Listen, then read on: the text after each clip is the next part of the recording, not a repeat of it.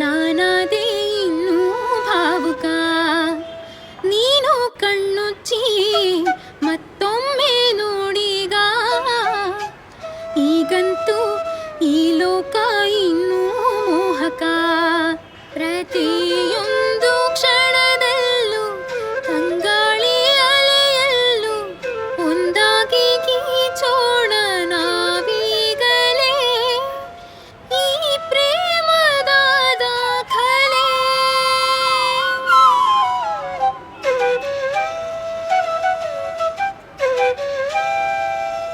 ನೀನಾಡದ ಮಾತು ನನ್ನಲ್ಲಿದೆ, ನನ್ನಯ ಮೌನ ನಿನ್ನಲ್ಲಿದೆ, ಮಂದಹಾಸ ಎಲ್ಲ